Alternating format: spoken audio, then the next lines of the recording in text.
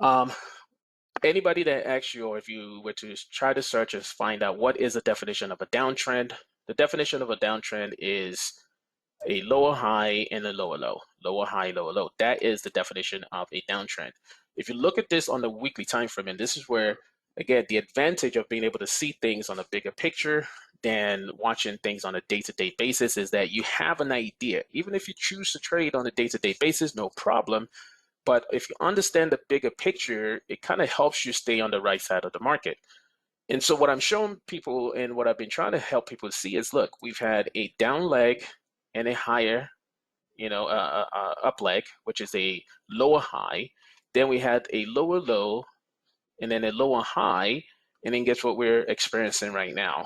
And this is why I said we would at least take out that lower low because that's just what a downtrend does. So we got lower high, lower lows, lower high, and then what we expect is that it should go down to a lower low. We've been talking about this for a while, and that's kind of like what we want to see.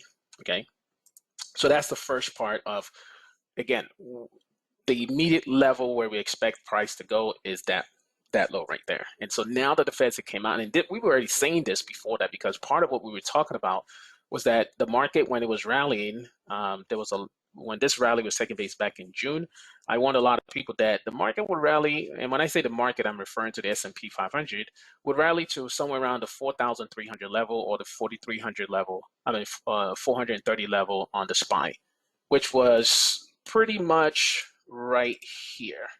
Okay. And I said, watch what happens there. I said, if we start seeing reversal signals taking place around that level, ladies and gentlemen, we are going to take out the lows down here. Okay. I said, now, one of the things I told people, because when that happened, I said, it's going to take anywhere from 6 to 12 weeks to take out that low. 6 to 12 weeks. And part of the reasons why we said 6 to 12 weeks was because if we zoom in over here and we count from the time that price came down from, started trending down from up here to down there, if I was to do this, okay, so from up here, let me try this. From up here to down there, took about 1, 2, 3, 4, 5, 6, 7, 8, 9, 10 weeks. We had 10 weeks on this first leg to the downside. Then when we started dropping over here, which was the second leg right here, we had 1, 2, 3, 4, 5, 6, 7, 8, 9, 10, 11. So we had 11 weeks where this one took place. Okay, so that was the reason why I said, okay, the minimum would be 6, and we expected the maximum to be about 12. So 6 to 12 weeks is what we said, which would then bring us to somewhere around a month and a half to 3 months is what we were thinking, a month and a half to 3 months. I said, but if market starts reversing around the 4,300 level, then expect the next 6 to 12 weeks to go lower. Now, the reason why I said 6 to 12 weeks is because at least we expected to take out this low. The question is, how far down would it go? Because when we had this low right here and then it came back up, now it took 1, 2, 3, 4, 5 weeks to get back to this low again, right? Maybe 6.